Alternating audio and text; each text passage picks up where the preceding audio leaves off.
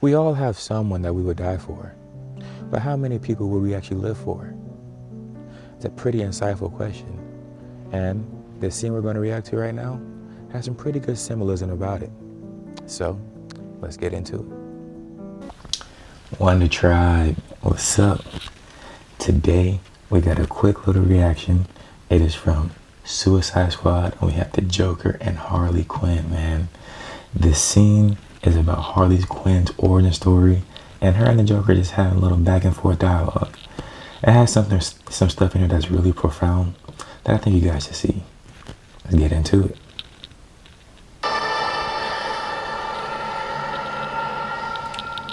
Alright, so first off, this oil rig, it's going to represent something deeper than just what it is, right? It's going to represent, are you willing to give up something for somebody important to you? Question. I got the Joker and Harley, well, before she turned. Yes. That's too easy. So notice, he asked her, would you die for me?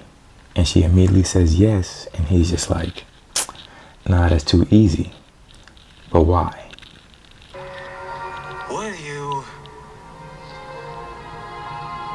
Would you live for me? Yep. So, he asked her, would you live for me? Notice how there was a little bit more of a hesitation, because when you die for someone, it's like a heroic sacrifice. It's a one and done. But living, that's everyday choices. Careful. He warns her, because that's dangerous, man. Thoughtlessly. Desire becomes surrender. Surrender becomes power. Desire becomes surrender. Surrender becomes power. One more time. Desire becomes surrender. Surrender becomes power. She desires him so much that she's willing to surrender and give him power over her whole life. And he knows that. You want this? I do. Say it. Say it. Say it. Pretty, pretty. Please. And then Joker just eating it up. He loves having someone who is just willing to do anything for him. God, you're so good.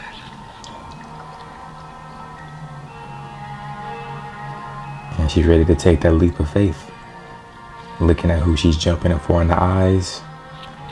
And then trust fall.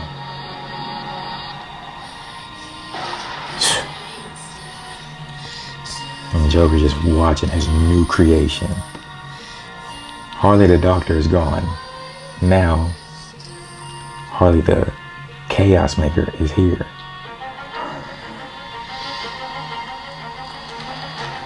And then even in this moment, the Joker thinks that, you know what? She jumped. I'm just let her be. But nah, he's like, there's something about her willingness that I just can't let go. So what does he do? He jumps right back in to grab her, to save her. The death of her old self into something new. And now they're kissing. And then you have the red and the blue colors. Man, what a powerful scene. And then notice the colors start to mix. So there were two different halves merging into one whole. Very symbolic stuff, man. This is a really powerful scene. And that signature Joker laugh. And then, there we go. The birth of the Harley Quinn we all know and love. That scene was fire. So now, let's get into the breakdown. Man, so that scene to me is super fire. It's super symbolic. And the reason I personally love that scene is because it touches on something that's so deep, right? We watch superhero movies all the time. When we were a kid, we're using our imagination of, jumping in front of the gun or jumping in front of an arrow to save everybody, to save everybody's life. And those moments are heroic, to die for somebody, right? So when you die for someone, you really love them. You're putting yourself out there for somebody else and allowing them to live in place of you. But how much more difficult is it, and how much more practical is it for you to, instead of die for someone, to live for someone? So let's really peel that layer. If we can live for someone, that means all of our choices, all of our decisions, everything that we think about is based on them.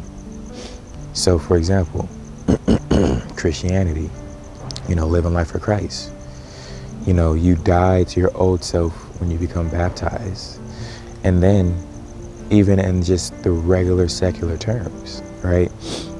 If I really love someone, say I have a wife or I have kids, and I want to live for them, I have to wake up every day to make the best decisions ever to be the best version of myself for them.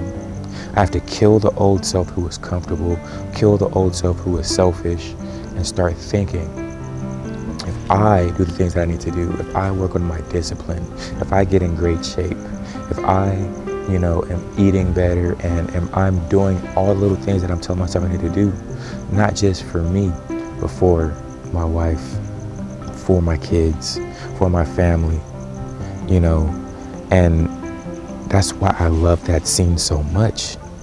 Because the Joker asked Harley, hey, would you die for me? And she's immediately like, yes. And then what I caught was when he asked, but would you live for me? There's a little hesitation because that journey is a little bit different. When you die, it's one and done. When you die, you don't have to worry about anything anymore. You make the decision and it's over. But when you live, it's every single day. It's a battle over and over and over again, right? So let's really take that information and really use it in our everyday lives. Let's find something that we can live for. Find something that gives us that conviction to, push ourselves to be the best versions of ourselves. Because if we just do it for ourselves sometimes, it might not be enough. We might just slack. But if we can find someone else to do it for, it will change the whole ball game. So I got a story time about myself.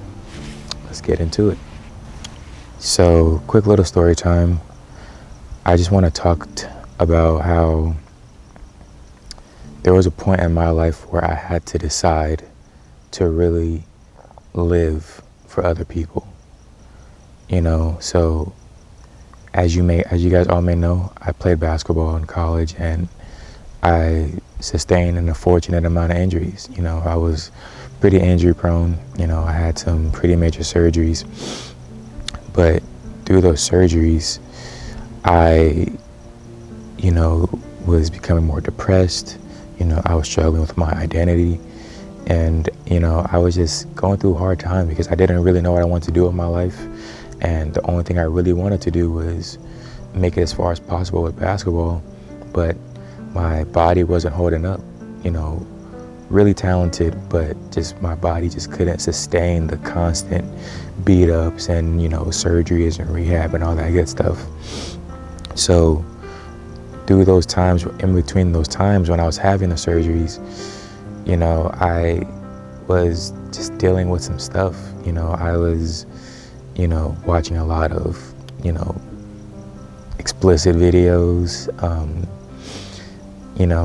and that was like my vice. So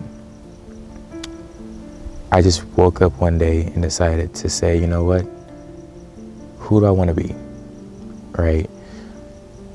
I was sad and I was down because I was also lonely, right? And so I gave myself a couple ultimatums. I said, Darian,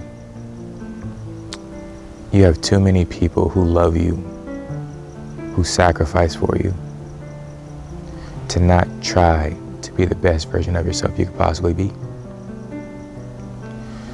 And I really sat down and thought, man, like, my mom, she works really hard for me. My older brother, he works really hard for me. My grandma, she's praying and praying for me all day long. My little brothers, they look up to me. And, just my friends and everybody around me, I just woke up one day and I said, I can't walk around and let life win. So I have to die to my old self. I have to die to the version of me that's okay with not being 110. So now I decided to just wake up every day with that conviction. When I'm feeling tired or when I'm feeling lazy or I don't feel like posting a video or not going to the gym and becoming a better version of me, even just 1% better that day, I remember, hey, be the greatest son. Because to me, that is the biggest gift you can give to your parents, to your grandparents, is becoming the most successful version you can be. So I wake up every day with that on my heart. I want to be the best version of myself for them. I want to live and strive for more and try to get to the top of the mountain for them. I could take the easy way out and be like, yeah, my injuries and depression and all these explicit videos, they're,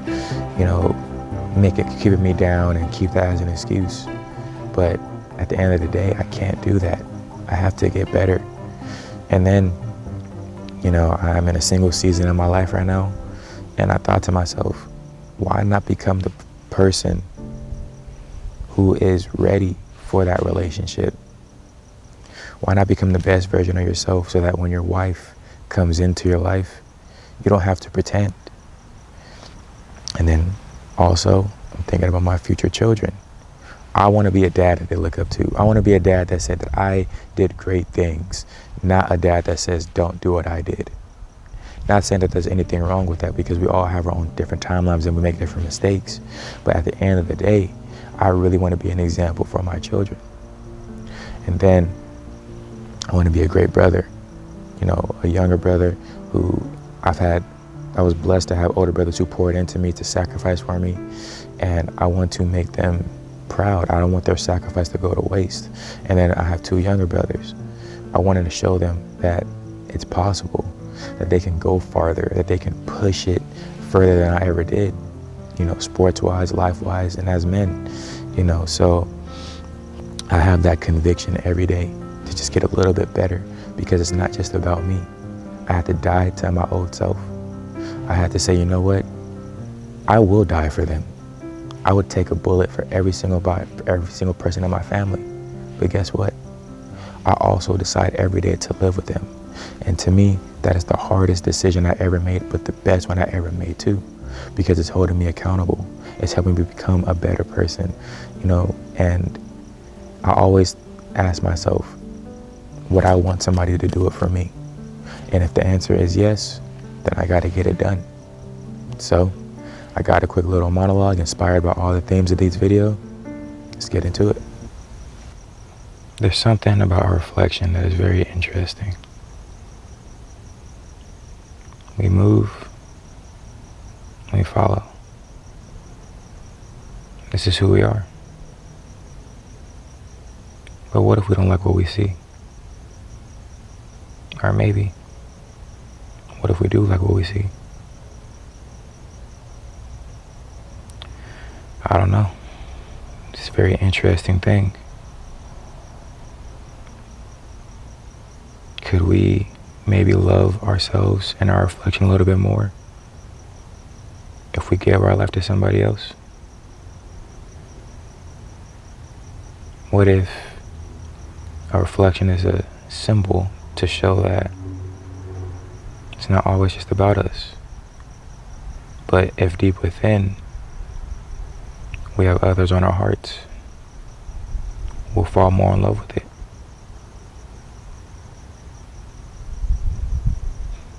I don't know. Just something to ponder on. Maybe, just maybe, in this world of darkness, loving others gives us light.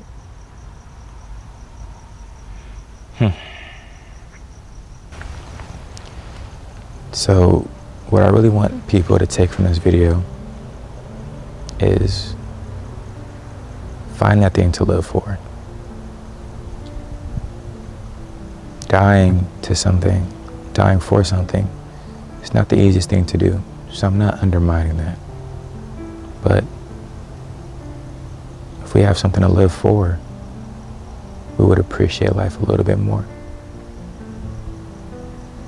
If we wake up every day with that conviction on our heart to not only be the best version of ourselves for ourselves, but for someone else, we'll push it a little bit further. And the more people we get who can better themselves and become people of integrity for others, the better life will be. So, be like Harley Quinn. Maybe not for a malicious reason, or maybe not to stir chaos like her, but do it for someone. Say, you know what? I can't do this alone, but I will do it for you. And if you don't have anyone to do it tangibly, like a human being, you've got God. Die to your old self. Become born anew. You know, in that scene at the very end, because of that sacrifice, because of her willing to live for the Joker, he jumps in, and what do? They mix together, they kiss. The blue and the red become what? Purple, because they come one. There's something so amazing about when we merge with others to put our minds together to become one. We take things further than we ever could by ourselves. Red is great alone. Blue is great alone. But there's something about that mix. There's something about that purple that just makes us feel whole. We need others. And we need community. So again, Wonder Tribe, find that thing. Find that thing that you can live for and will motivate you every day to be the best version of you you can possibly be. Thank you guys for watching. Like, comment, and subscribe. And I'll see you soon.